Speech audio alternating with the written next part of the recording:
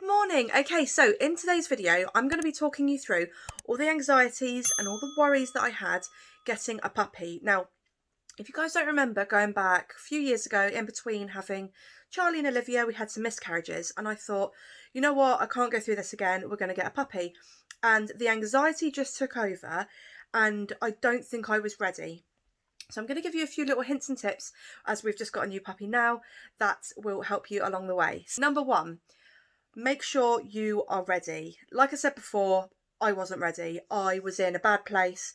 I had just had 2 miscarriages and I was like, you know what, we're not having any more children, like I can't do this. And I was in kind of like this place where I felt like I had to fill a void, and if I couldn't fill a void with a baby, then I would fill a void with the next best thing, which was a puppy, which is number one mistake. Like, it's really difficult. I know I've been through 4 miscarriages myself. You guys have messaged me countless times. I've got so many messages from you guys saying, you know, I've had a miscarriage, you know, I'm heartbroken, I don't know what to do. And honestly, before you go and buy a puppy, just have a really good think, have a really good talk to yourself, have a really good talk with your partner, and just kind of make sure that it's the right decision.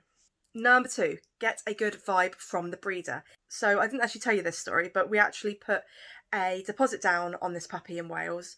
And then I went into a full-on meltdown. I was like, I can't do this. I can't do this. Oh my God. We're going to have to drive all the way to Wales. And we live in Portsmouth, guys. Like, this was like nearly 4-hour drive, right? And for some people, you know, 4 hours would be nothing. But with children and everything, like, she wasn't very warming at all. And like all the questions that I would ask her, she would kind of just dismiss and just kind of like, I don't know. I just didn't get a good vibe from her. And if you guys don't get a good vibe from your breeder, then it's going to be a little bit more tricky because you're going to have questions to ask. And if they're not very forthcoming with the answers and you don't, you know, you can't get a friendly conversation out of them, it's very, very difficult. Now, this lady was in Wales and I was very anxious.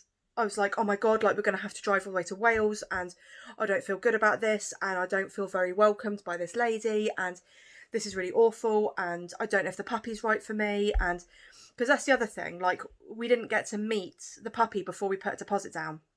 So that was like red flag number 1, because I know it's really difficult to try and find a breeder that's really close to you, but you've got to go there and make sure that the puppy's right. And if you can't go there for some reason, get them to FaceTime you, get them to send you videos, like 2 or 3 videos of, you know, the dog's personality, the way they interact with children, the way that they interact, you know, in the home and things like that, and interact with their mum and stuff like that. Because I got sent a video from this lady and this puppy was just like everywhere, just like charging up and down, and then like rolling around in bed and like messing everything up, and I'm being like really, really frantic. And I said like, oh, she's very active and very like, because we were looking for quite a quiet, placid puppy to fit in with our family. And she was like, oh no, she's definitely, you know, the most wild one. And I was like, I don't feel good about this puppy. I don't feel good about the breeder. I don't feel like this is our puppy. So I had to tell her and I lost £100. But you know what? I'm glad that I did do that, because it made me realise that it wasn't the right thing. And I don't care about the money. I don't care the fact that we had to spend an extra £100, because if it's not the right puppy for you, don't do it. If you put your deposit down and you get there and you're like, actually, in my heart of hearts, I don't feel like this is the right puppy for me, do not do it, because you will. I know it's really difficult, isn't it? Especially when you're in England.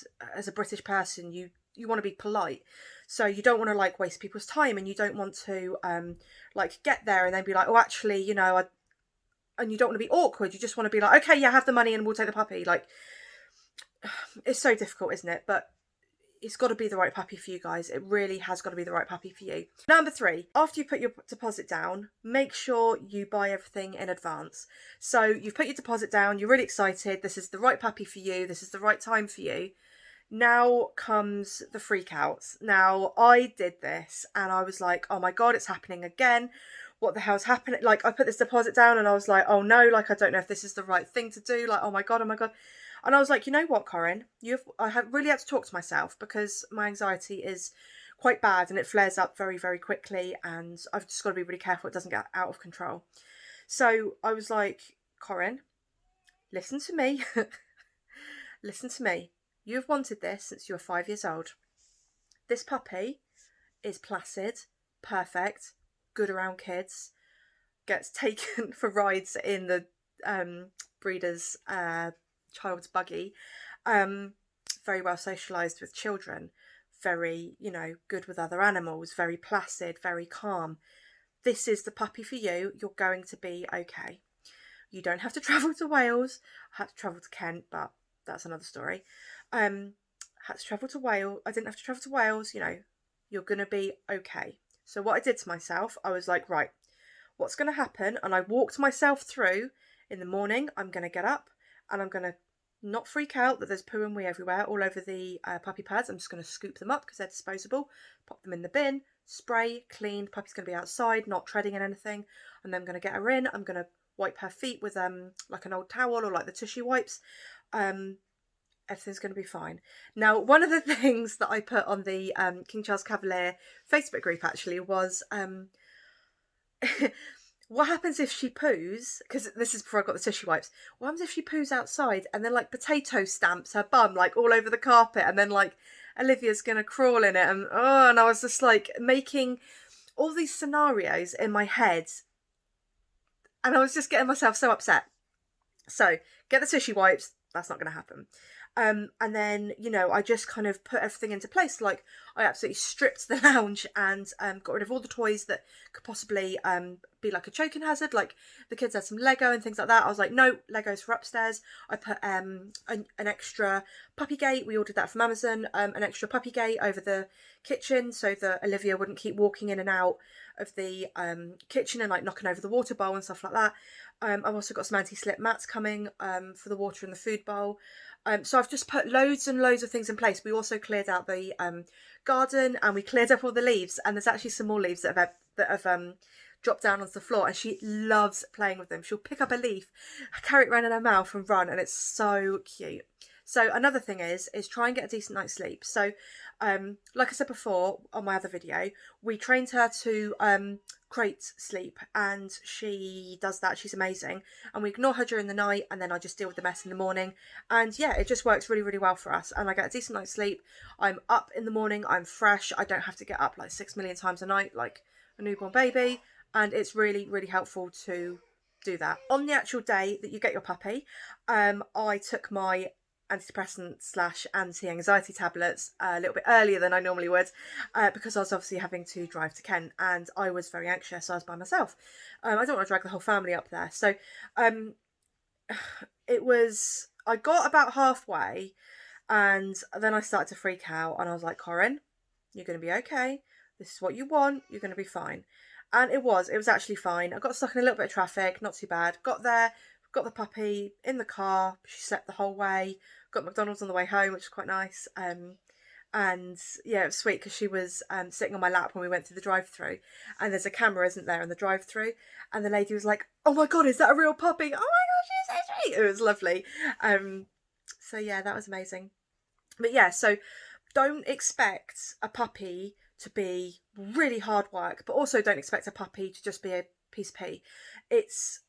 If you are very prepared and you've got all the things in place, you've got your crate, you've got your puppy pads, you've got your spray for the carpet when they piss on the carpet, like, you will be okay. If you have none of these tools, you're going to flounder and be like, oh no, this, and now they're peeing on the carpet. And it's very easy to get upset and very easy to freak out. And especially if you haven't had any children before, you haven't had that practice of like getting up and, things like that. So another thing is, so whenever they eat, they need to then go out for a loo, go out to the toilet, like maybe 20 minutes after. When they have a drink, count 20 minutes, take them out. If they haven't been out for a while, get them outside. Anytime you think that the puppy needs to go for a wee, get it outside and do the like wee wee Holly, and then they associate that with going for a wee, and then you praise them loads. And yeah, that's basically what we did. So if you are freaking out, please don't. It is a wonderful, wonderful thing. I've got a 1-year-old and I thought, I can't do this with a 1-year-old and a puppy. Like, what am I doing? I've like bitten off way more than I can chew, but I'm absolutely fine and just love it, just enjoy it. And yeah, I hope this video helps you. If it did, give it a thumbs up, subscribe to me for free, and I'm going to be making more puppy videos like this, so I'll see you in the next video. Bye, ladies.